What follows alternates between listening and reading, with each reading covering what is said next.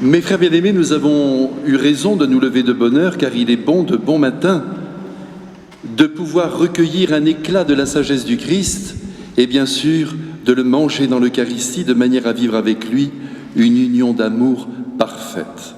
Aujourd'hui, si vous le voulez bien, ensemble, nous allons nous rendre sur le lac de Tibériade et là, nous allons bénéficier de son enseignement. Et vous savez que Jésus enseigne à la fois avec des mots, mais aussi avec sa personne, avec son maintien, avec les événements aussi qui viennent heurter peut-être sa vie et dont il se sert. Et vous allez voir, c'est ce qui se passe aujourd'hui. Jésus est en train d'enseigner les foules, soyons bien clairs. Et je ne voudrais pas que vous pensiez que ce travail, Jésus l'a uniquement accompli pour le peuple d'Israël.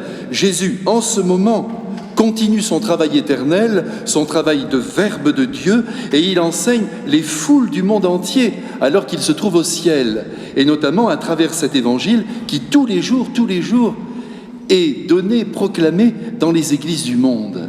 Nous sommes en train d'être formés par notre Seigneur Jésus-Christ. Il nous enseigne. Il s'intéresse au grand nombre, et nous aussi, comme chrétiens, nous devons nous intéresser à la foule des personnes qui se trouvent autour de nous, et pas simplement à nos petites communautés chrétiennes qui connaissent déjà Jésus. Jésus n'a pas enseigné simplement aux apôtres, à ses disciples les plus proches, il a voulu atteindre tout homme, et nous, à sa suite, si nous voulons rester dans sa lumière, nous devons vivre ainsi, avec cette préoccupation de faire connaître et de faire aimer Jésus à tous ceux qui ne le connaissent pas et qui ne l'aiment pas encore. Il enseigne donc les foules. Quand, soudainement, un homme se lève dans l'assemblée, il croit bien faire, il prend la liberté d'interrompre le maître parce qu'il a aperçu la Sainte Vierge et les frères de Jésus, autrement dit, ses cousins qui sont là et qui veulent lui parler. Jésus saisit au vol cet instant incroyable pour nous laisser une parole qui va durer éternellement. Il interrompt son propre discours, il se saisit de ce qui vient de se passer, et voici ce qu'il dit. Vous connaissez parfaitement le récit. Lorsque cet homme l'interrompt pour lui dire « Ta mère et tes frères sont là », Jésus dit « Mais qui sont ma mère et mes frères ?» Avec peut-être un peu de grandiloquence. C'est un grand prédicateur, ne l'oubliez pas. Et il ajoute d'ailleurs un geste, et étendant la main vers tous ceux qui sont là et qui l'écoutent, il dit « Voici ma mère, voici mes frères. » Et là, nous comprenons, mes frères bien-aimés, là, il faut que ce soit bien clair entre nous.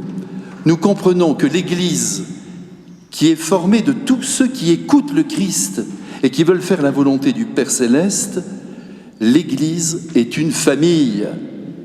Une relation nouvelle s'établit de par sa grâce entre nous et lui, et c'est une relation de type familial. Nous sommes ses frères. Le pape, les évêques, les prêtres, les religieux, les religieuses, et nous tous, nous sommes les frères, les sœurs de Jésus. Et si nous avons l'intention, comme je vous le disais il y a un instant, de l'engendrer dans le monde, nous sommes sa mère. L'Église n'est donc pas une institution. Elle ne l'est pas, c'est pas la peine de tourner dans tous les sens, car les institutions fonctionnent, vous le savez, avec des rapports administratifs, juridiques, c'est pas ça. Nous sommes en famille avec Jésus. Nous sommes ses frères, ses sœurs, sa mère. Et nous devons donc, entre nous, avoir des rapports dignes de la famille.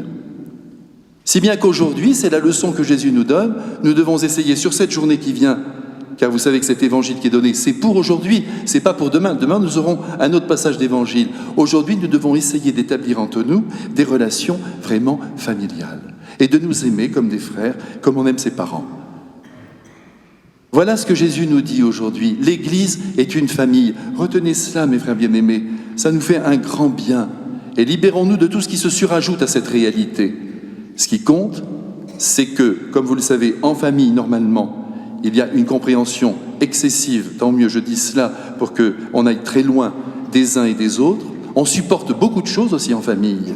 On accepte ce que sont les uns et les autres. Et en même temps, on essaie de s'aimer. Alors vivons dans cette belle lumière et nous serons dignes d'être ou d'appartenir à la famille de Jésus.